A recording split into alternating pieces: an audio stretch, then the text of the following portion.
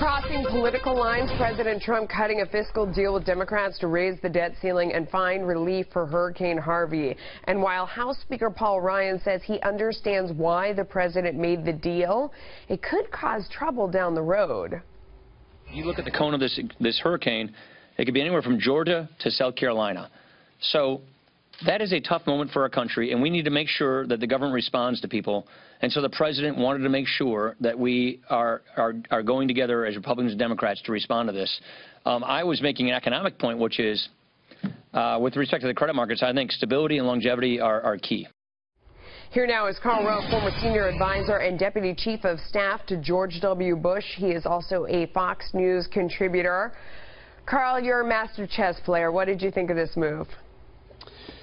Well, rarely is there a move that is all good or all bad. So there are good things in this move and there are bad things in this move. The good thing in the move is that the president looks decisive. He gets Republicans and Democrats marching in the same path. They immediately give disaster relief to a country that's got dealing with a hurricane and a wind event in Texas and a gigantic hurricane booming down on Florida and the Carolinas. That's good. What's bad about it is that it was a surprise. He surprised his allies. You don't want to surprise your allies with bad news. If you want to give them bad news, it would have been better if he'd said to the Republicans before they went into that meeting, I want to get a deal with the Democrats.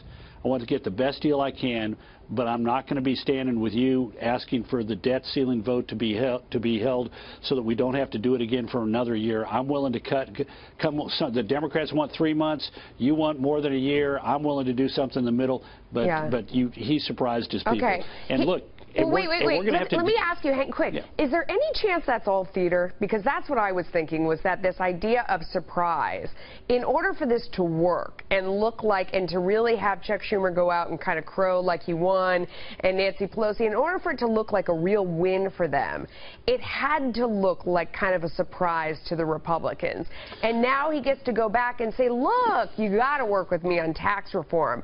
I'm not sure it was really a surprise. Let's not kid ourselves. The Democrats will never work with this administration on tax reform. They won't.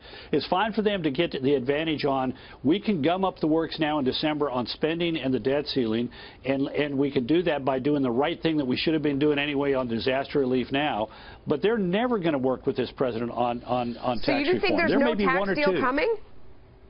Pardon me? You think there's no tax deal coming this fall? No. I think there will be a tax bill, but I think it's going to be done under reconciliation, which means the House and Senate pass a budget resolution allowing the Senate to take up a tax bill and pass it with only 51 votes. I don't think there's any chance in heck that you're going to get 8 Democrats to join with 52 Republicans to pass a bill with 60 votes. You may get 2 or 3 or 4 Democrats to join with 50 or 51 Republicans, but there's no way that Chuck Schumer is going to deliver the votes. And Nancy Pelosi has no interest in getting a tax cut deal, tax reform deal done with the Republicans. This was about short-term gain, long-term pain for the Republicans if they don't play it right.